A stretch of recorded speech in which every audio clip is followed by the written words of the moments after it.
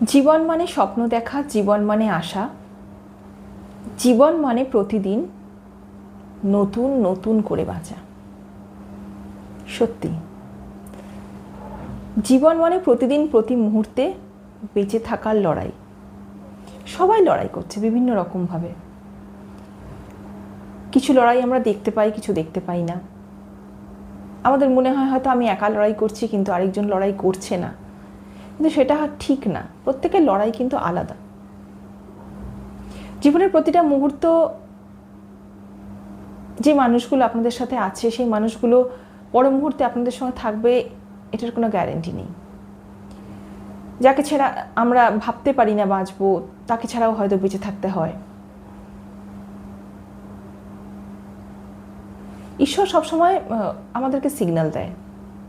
আমরা কিছুর প্রতি যদি ভীষণভাবে অ্যাটাচড হয়ে যাই, তাহলে সেটা যদি আমাদের জন্য পারফেক্ট না হয়, আমাদের যদি হার্মফুল হয়, তাহলে ভগবান সিগন্যাল দেয় একবার, দুবার, তিনবার।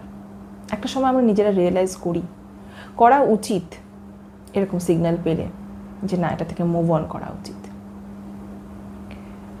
সেটা যে কোনো বস্তু হতে পারে, ব্যক্তি হতে পারে, সম্পর্ক হতে পারে, বন্ধু হতে পারে, যে কোনো কিছু। একমাত্র ঈশ্বর আমাদের কখনো ছেড়ে যায় না, সব সময় থাকে। যখন আমাদের খুব খারাপ হচ্ছে, ভীষণ খারাপ মনে হচ্ছে এই সময়টা কেন এলো, কিভাবে কাটবে, আদেও কাটবে কিনা, তখনও ভগবান সাথে থাকে।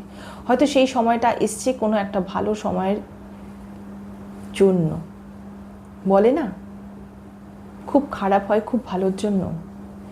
সব সময় আমাদের সঙ্গে যখন খারাপ হয়, আমাদের মনে হয় কেন হলো, কেন হচ্ছে, কেন আমার সাথে এরকম হচ্ছে। কিন্তু সেই মুহূর্তে অ্যাকসেপ্ট করতে অসুবিধা হয়, কিন্তু কোনো একটা ভালোর জন্যই কোনো একটা খারাপ হয়।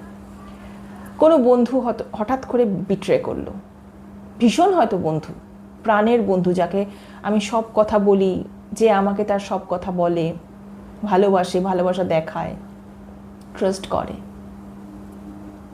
সে হয়তো বিট্রে করলো। তখন মনে হয় এই বাবা, কিন্তু ভবিষ্যতে মনে হয় যাক, ওই বন্ধুত্বটা ছিল না বলেই আজকে আমি এই জায়গাটাতে এসে পৌঁছেছি। এটাই জীবন। একমাত্র ঈশ্বর কখনো বিট্রে করে না। নিজের সমস্ত কথা ভগবানকে গিয়ে বললে ভগবান শোনে, এবং সেটা অন্য কাউকে বলে গসিপ করে না, বরং আমাদের হিল করতে সাহায্য করে।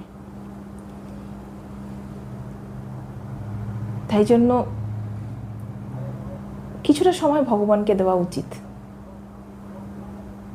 বেস্ট ফ্রেন্ড আমাদের কেউ